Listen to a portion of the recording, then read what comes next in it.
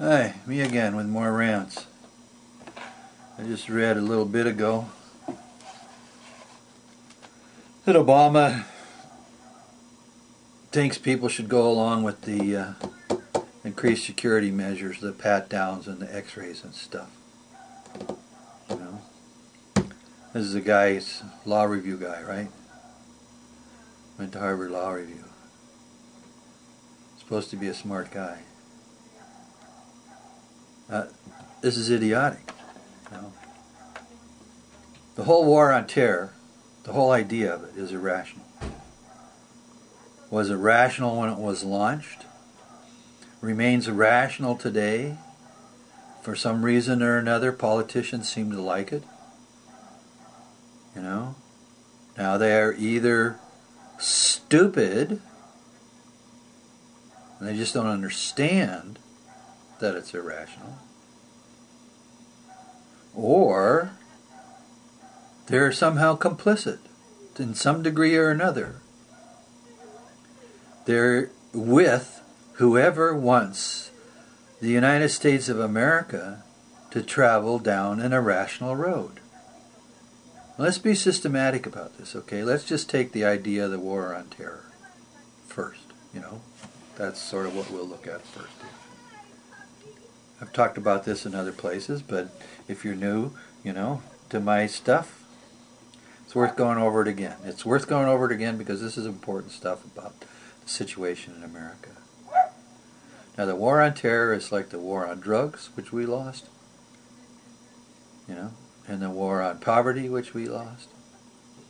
It's a political creature. It's created by political thinking that wants to create a kind of facade of doing something. And of course, you know, you don't have to look very far into the thinking about the war on terror to come to good thinking. I mean, it isn't like it's a really difficult thing to put your head around. The thing about the war on terror, for starters, is there's nobody to be in war against.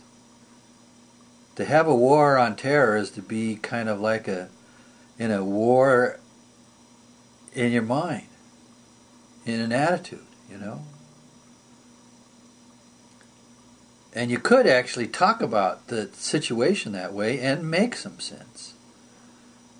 But the war on terror basically has, you know, by the way it's approached, the things that are said, an object of being against certain people. You know? I mean, it was real clear when we were at war with Japan and Germany. You know, it wasn't too clear when we were at war in Vietnam. That's a whole other totally useless adventure. But in the war on terror, who are we at war against? Well, you know, in terms of 9/11, most of the guys that we say were responsible for the planes are from Saudi Arabia. We're not at war with Saudi Arabia. Well, Al-Qaeda, well, that's kind of interesting, you know. But if you actually listen to what security experts say, for example, there's no Al-Qaeda in Afghanistan anymore. And it's not a coherent international criminal terrorist conspiracy. There are all these different groups that do acts of terrorism for different political reasons who say that they're Al-Qaeda. And there are people in the Muslim world who like to act as if they're the head of an organization that's supposed to scare us. But there really is no there. Okay, so having an enemy that doesn't really exist except in our fantasies, maybe, is not to have an enemy you can fight. How can you have a war on terror? Now, and that's, of course, the terms it's put in. Well, we have to go to Afghanistan, or we have to go to someplace, you know. We have to go out and shoot some people or kill some people, like the war on terror is solved by that. Now there is a way that this makes sense if what you're talking about is that there is a level of international combat, we might say, that's purely psychological.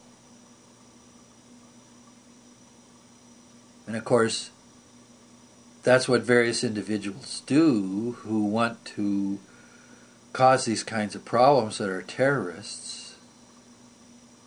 They want to screw with people's heads. Okay? So let's talk about the war on terror as if it's that, but is it sane to talk about it as if it's against a group of people?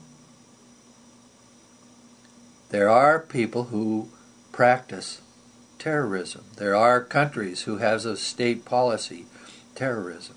So we have in modern times what might be called terrorism, which is a kind of way of making war against somebody you decide is your enemy. Well, what do? Well, you make him afraid and you prey on his fears. Okay? Now that's a kind of war. Now if the United States is engaged in a war on terror, that's a psychological war. It doesn't make a lot of sense to send armies careening around the world trying to knock off a few people who we can catch who do this kind of thing.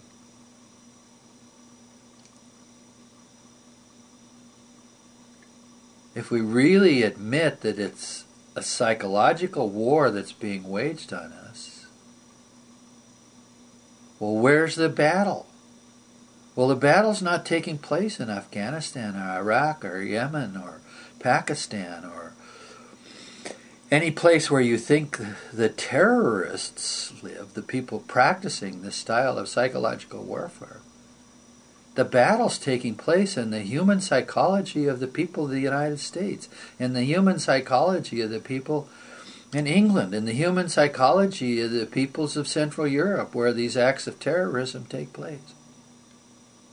That's where the battlefield is. If you're going to be rational and if you're going to be sane about it, that there is a psychological battle, then who do you enlist in the battle?